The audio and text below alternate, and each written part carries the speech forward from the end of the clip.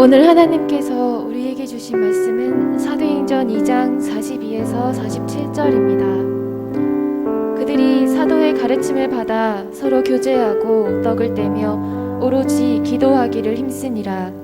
사람마다 두려워하는데 사도들로 말미암아 기사와 표적이 많이 나타나니 믿는 사람이 다 함께 있어 모든 물건을 서로 통용하고 또 재산과 소유를 팔아 각 사람의 필요를 따라 나눠주며 날마다 마음을 같이하여 성전에 모이기를 힘쓰고 집에서 떡을 떼며 기쁨과 순전한 마음으로 음식을 먹고 하나님을 찬미하며 또 온 백성에게 칭송을 받으니 주께서 구원받는 사람을 날마다 더하게 하시니라.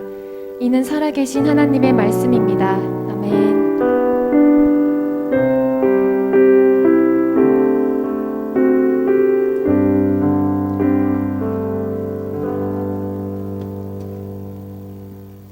할렐루야.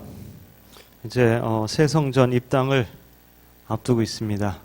10월 31일 날 우리가 거기서 이제 예배를 드릴 계획을 가지고 있습니다. 마무리 공사가 지금 한창 진행 중인데 최근에 가본 친구들 있나요 혹시? 그렇죠. 최근에 지금 거의 다 됐어요. 거의 다. 겉으로 볼 때는 겉에서 봤을 때는 뭐 다 이제 된 것 같아요. 안에 이제 내부가 좀 이제 비품들이 좀 들어오고 있고 또 들어와야 되는 그런 상황이 있는데 겉에서는 이제 길 도로도 조금 이제 파여진 부분들 포장도 하고 그 앞에 인도도 이제 다 하고 조경수 나무도 막 심고 교회 주변에 이렇게 나무도 심고 또 계단도 다 했고 계단 올라가서 그 입구 있는 데도 바닥도 다 대리석으로 깔고 그래서 거의 다 된 것 같더라고요. 그래서 앞에 예전에는 막 돌멩이들 놓여 있고 막 이렇게 지저분한 이런 펜스 있고 이런 것들이 다 싹 다 사라진 그런 지금 상황입니다. 그래서 이제 들어갈 날이 얼마 안 남았구나 이렇게 좀 생각을 하게 됩니다. 자, 이제 새 성전 입당을 바라보면서 우리는 교회에 대해서 또 좀 생각해 보아야 합니다. 먼저 교회라고 할 때는 이 두 가지 의미가 있죠. 먼저는 건물, 장소 이런 것들을 우리가 떠올리게 되잖아요. 우리 울산 감리교회 이러면 여러분 뭐가 생각납니까? 지금 여기 학성동에 있는 이 장소, 이 교회 또 생각하기도 하고 이제 거의 다 완공되어가는 야엄동의 새 성전을 떠올리기도 합니다. 또 하나의 교회의 의미는 보이지 않는 교회죠. 성도로 부르심을 받은 사람들, 그 사람들의 모임, 그 공동체를 교회다 이렇게 이제 말하는 거죠. 예수 그리스도의 십자가 보혈로 구원받은 그 한 사람 한 사람 또 그들의 모임 이것을 교회라고 하는 것이죠. 성경에서 말하는 교회의 의미는 이런 무형의 교회, 공동체로서의 교회를 의미하고 있죠. 이것이 굉장히 중요한 것이 새롭게 이제 건축되어서 겉모습은 진짜 아름답고 누가 보아도 멋진데 그 안에서 하나님의 역사가 아무런 역사가 일어나지 않는다면 그 안에서 어떤 영적인 일도 실행되지 않는다면 그것은 아무런 의미가 없는 것이죠. 그렇죠? 별 헛수고하는 거죠. 그러면은 성도들이 모여서 예배하고 전도도 하고 기도도 하고 하면서 하나님을 높이는 일들이 있어야 된다라는 것입니다. 자, 그렇다면 교회를 교회답게 만드는 요소는 뭘까요? 교회를 교회답게 만드는 것. 교회에서 반드시 행해야 될 것은 무엇일까? 새 성전 입당을 앞둔 시기 앞으로 우리 교회의 모습은 어떠해야 할까요? 또한 코로나의 상황 가운데서 어떻게 교회로서의 역할들을 감당해 나갈 수 있을까? 이런 고민들을 우리가 좀 하면서 기도하며 준비를 해야 됩니다. 일반적으로 교회의 시작은 오순절의 성령 강림 후부터 시작되었다고 보고 있죠. 그리고 이 교회를 우리는 보통 초대교회다 이렇게 말을 합니다. 그럼 이 처음 교회는 어떤 교회였는지 살펴보면서 오늘날 우리 교회가 가져야 될 모습은 무엇인지 생각해 보고자 합니다. 먼저는 말씀의 가르침을 받는 교회였습니다. 42절 말씀 보면 그들이 사도의 가르침을 받아 서로 교제하고 떡을 떼며 오로지 기도하기를 힘쓰니라. 사도들의 가르침이라고 할 때 여기 사도들은 보통 예수님의 제자를 사도라고 하죠. 예수님의 제자들이 예수님의 말씀을 가르쳤을 것으로 우리가 생각해 볼 수 있습니다. 그 말씀이 교회의 중심이 되고 기준이 되고 있는 것이죠. 이게 굉장히 중요합니다. 예수님께서도 가는 곳마다 말씀을 가르치시고 하나님 나라에 대해서 이렇게 가르치시고, 그래서 보통 예수님에 대해서 호칭이 많이 있지만은 랍비, 선생이란 그런 호칭을 많이 받으시게 되었죠. 오늘 이 말씀은 설교, 오늘 지금처럼 이렇게 예배 중에 설교를 통해서 또는 양육 과정이나 그 양육반에서의 그걸 통해서 이제 가르쳐주고 있습니다. 제가 처음 청년부를 맡은 걸 이렇게 보니까 2015년 11월 달인가 그랬던 것 같더라고요, 보니까. 그래서 한 만 6년 이렇게 돼가는 것 같아요. 그때 처음 고민했던 것이 무엇인가 이렇게 생각해 봤더니 바로 이제 제일 처음 꼭 반드시 우리 청년부 있어야 될 것, 가장 우선적이고 중요한 건 뭘까? 이런 고민했을 때에 바로 예배였습니다. 처음이 예배. 교회에서 예배가 살아야 된다. 그 예배가 은혜가 있어야 된다. 예배에 집중해야 된다. 예배가 잘 준비돼야 된다. 이런 거죠. 두 번째가 예배가 없는 곳에 예배를 있게 하는 선교가 정말로 중요하다. 이런 생각을 하면서 이제 임원을 늘렸죠. 예배 총무, 또 선교 총무를 세워가면서 그 사역을 감당하도록 지속적으로 관심을 갖도록 했죠. 그 다음은 무엇일까 생각하다가 그 예배와 그 선교가 지속적으로 가능하게 하는 것이 무엇인가, 바로 양육이다. 이렇게 생각을 한 겁니다. 양육을 통해서 말씀을 대하고 가르침을 받고 깨달음 받고, 그래서 더 예배를 잘 드리게 되고 선교가 지속적으로 가능하게 된다는 거죠. 그래서 양육 과정을 조정하고 세팅하고 간사님을 세워서 지속 가능하도록 그렇게 하고 있는 상황이죠. 양육을 통해 말씀을 깨닫고 말씀 안에서 하나님의 사랑과 은혜에 감격하게 될 때에 그 사람이 예배로 나아갈 수 있게 되는 거고 선교로 나아가게 되는 거죠. 그리고 이 땅에 그리스도인으로서 하나님 나라를 이루는 삶의 예배를 드릴 수 있게 되는 것이죠. 이렇게 말씀의 가르침을 받는 그런 교회가 되어줘야 합니다. 두 번째는 서로 교제하는 교회입니다. 가르침을 헬라어로 할 땐 디다케 이렇게 얘기합니다. 디다케. 좀 들어보셨나요? 디다케? 교제를 뭐라 그럴까요? 많이 들어봤을 거예요. 코이노니아. 코이노니아. 이게 이제 교제라는 그런 의미를 가지고 있습니다. 이 교제는 일반적인 어떤 사교 이런 게 얘기하는 것이 아니라 주님 안에서 서로 영원한 한 가족이 되었다는 사실을 인식함으로 말미암아 서로를 위로하고 격려하고 권면하고 돕고 이렇게 하는 것을 교제다라고 이야기하는 겁니다. 이 교제를 통해 성도들이 한 마음이 되고 공동체의 소속감을 가지게 되고 그리스도의 사랑을 깊이 알 수 있는 그런 기회가 되고 서로의 신앙이 더욱더 성장할 수 있는 그런 도움을 주게 됩니다. 어느 단체든지 그 구성원들끼리 서로 화합하고 교제가 안 되면 어떻게 되겠습니까?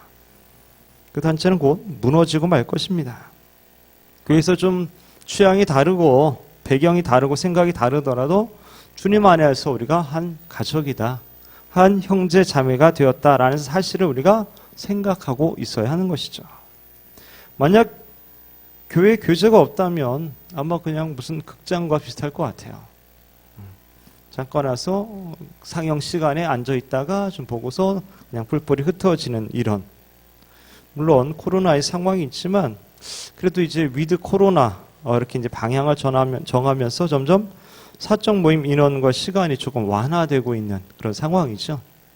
그래서 예전엔 뭐 2명, 막 4명, 뭐 8명 이렇게 했는데 이제는 10명까지 현재 3단계에서는 10명까지 모일 수 있다 이렇게 이제 하고 있죠. 그래서 우리가 가능한 그런 그 규칙을 지키면서 가능한 대로 함께 모여서 먹기도 하고 또 이야기도 하고 들어주고 위로하고 격려하고 기도해주고 하여튼 이런 교제의 장을 만들어가고 할 수 있어야 되겠습니다.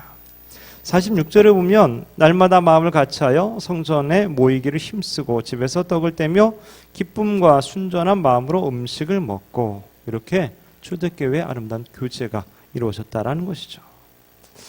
이런 부분이 잘 안 된다면은 좀 생각해 봐야 돼요. 내 삶의 주인이 주님이 아니라 여전히 내가 주인 되어 살고 있지는 않은가 돌아봐야 합니다. 존 스토트가 이런 말을 합니다. 복음서에서는 이 디아코니아라는 교제라는 단어가 안 나온대요. 왜 안 나올까 하면서 이런 얘기를 해요. 보혜사 성령이 오시기 전에는 진정한 의미의 코이노니아가 있을 수 없기 때문이다. 좀 의미심장한 말이죠. 성령님의 다스림을 받는 그런 충만한 사람들은 그냥 단순히 같은 교회에 다니거나 같은 믿음이 있는 사람들이 아니라 서로 물건까지 통용하고 재산과 소유를 팔아서 그 필요에 따라 나눠주는 그런 삶을 공유하는 진정한 교제 공동체가 되었다는 거예요. 성령의 다스림, 그 충만함 가운데 이런 일이 있게 되었다라는 것이죠. 44절부터 보면은 믿는 사람이 다 함께 있어 모든 물건을 서로 통용하고 또 재산과 소유를 팔아 각 사람의 필요를 따라 나눠주며, 이렇게 할 수 있는 것이 내 생각과 내 힘으로 인간의 본성으로는 정말 어려운 일이잖아요. 이것은 성령님의 역사다라는 거죠. 그래서 진정한 교제를 하기 위해서는 내가 성령님의 인도함을 받아야 된다라는 것이죠. 실제로 여러분 마음속에 하나님 이렇게 이런 누구를 좀 돕고 싶은 그런 마음을 주셔도, 길 가다가 어떤 사람 내가 도와야 되겠다 이런 마음을 주셔도 내 생각이 허락하지 않을 때 많죠. 때론 자존심이 또 누가 보는 것 아닌가 이런 여러 가지 일들 때문에 하지 못하는 경우가 많이 있습니다. 그냥 덮어버리고 그냥 가죠. 아닐 거야 이러면서. 내 생각보다는 하나님 기뻐하시는 것을 선택해야지 그때 비로소 진정한 교제가 이루어질 수 있다라는 것이죠. 세 번째는 하나님과 교제하는 교회입니다. 이 42절을 쉽게 풀어 쓴 현대인의 형동에 보면 그들은 계속 사도들의 가르침을 받고 서로 교제하며 성찬을 나누고 기도하는 일에 전적으로 힘썼다. 원래는 떡을 떼며 이렇게 되어 있는데요. 이것을 다른 번역에서는 빵을 나누고 먹고 또는 성찬을 나누고 이렇게 번역을 하고 있습니다. 이 의미는 뭐냐면 그냥 떡 먹었다는 게 아니에요. 물론 떡이 아니라 빵이었겠죠. 그죠? 그거 먹고 끝냈다는 게 아니라 떡과 잔을 나누면서 주님의 십자가를 기념했다 이런 의미인 거죠. 예전에 우리가 코로나 전에는 했죠. 한 달에 한 번. 그죠? 성찬 예식을 드렸는데 그 의미인 거예요. 성찬을 하면서 주님의 십자가를, 그 죽음과 부활을 기념했다라는 거죠. 왜? 교회의 생명력이 바로 여기에 있기 때문에. 예수 그리스도의 십자가 대속의 그 은혜와 사랑이 바로 교회의 생명력이기 때문에 이것을 항상 기념하고 기억하고 그리고 감사하고 감격하면서 살아가게 되었다는 거죠. 오늘날도 그것이 바로 신앙생활인 것이고요. 이 구원의 은혜와 감격으로 예배하고 서로 교제하고 봉사하고 전도하고 그런 것이죠. 이 구원의 은혜와 감격이 없어지면 어떻게 됩니까? 그 공동체는 차가워지고 비판과 정죄만 가득하고 분쟁과 정욕이 넘치는 굉장히 세상적인, 굉장히 사람 냄새가 나는 그런 공동체가 되고 만다는 것이죠. 그래서 더 나아가 기도하는 일에 전적으로 힘써야 합니다. 기도한다라는 것은 교제적인 측면에서 봤을 때는 바로 하나님과 교제하는 거죠. 하나님과. 하나님의 뜻을 구하고 하나님의 나라를 위해서 방향을 결정하고 때론 악한 세력들과의 영적 전쟁에서 승리하기 위해서 우리는 기도해야 하는 것이죠. 그래서 우리가 청년부에서는 공식적으로 토요 기도회가 이제 줌으로 오후 3시에 있죠. 또 우리 교회적으로는 금요일 밤 9시에 금요 기도회가 있고 매일 새벽에 오전 5시 또 6시 두 번에 걸쳐서 새벽 기도회가 있습니다. 그렇게 하지 못하더라도 개인적으로 시간을 정해서 기도하거나 큐티하면서 말씀을 붙들고 또 기도해야 됩니다. 그렇게 하나님과 연결되어서 교제하는 교회가 바로 처음 초대교회, 처음 교회의 모습이었던 것이고 여전히 우리가 따라야 될 모델이다라는 것이죠. 마지막으로 칭찬을 듣는 교회입니다. 47절 보면 하나님을 찬미하며 또 온 백성에게 칭송을 받으니 주께서 구원받는 사람을 날마다 더하게 하시니라. 우리는 세상 사람들의 칭찬을 들을 때에 좀 조심할 필요는 있어요. 좀 분별할 필요는 있죠. 그것이 하나님이 정말로 기뻐하신 일인가 이거에 대해서. 세상 사람들이 기뻐하고 좋아한다고 다 따라할 수는 없잖아요. 그걸 하나님이 싫어할 수도 있기 때문에. 그래서 분별할 필요가 있습니다.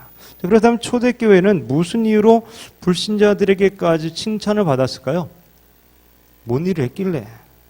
원래 유대인들은 다른 종교에 대해서 그렇게 칭찬을 하거나 막 인정하거나 이런 법이 별로 없대요. 자기들 것이 최고다 이렇게 생각해서 좀 다른 건 막 이단으로 막 정죄하고 비난하고 핍박하고 막 이랬다는 거죠. 근데 그런 사람들이 초대교회를 칭찬했다면 굉장히 좀 이례적이고 놀라운 일이지 않겠는가라는 것이죠. 그것은 초대교회가 먼저 불신자들의 문제에 관심을 갖고 그 문제를 해결해 주는 그 일을 했기 때문입니다. 즉 그들은 주님만 찬미하고 하나님만 예배하고 전도하는 일만 한 것이 아니다라는 거죠. 성도들끼리만 서로 교제하고 구제하고 이런 것이 아니라 어려운 이웃들도 불우한 이웃들을 구제하는 일에도 힘썼다라는 것이죠. 사도행전 6장에 보면 과부들을 도운 그런 이야기들도 나오고요. 성도들 교회에 드린 그런 예물로 당시 로마의 식민지 지배 아래에 있어 굶주린 이웃들, 헐벗은 이들을 구제해주는 그런 선하고 아름다운 일에 힘을 썼다라는 것입니다.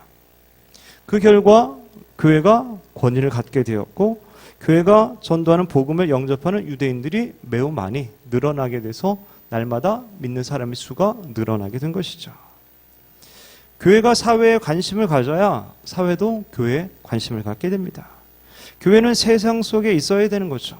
마치 배가 바다에 있지만 가라앉지 않는 것처럼 교회가 세상 속에 있지만 물들지는 말아야 합니다.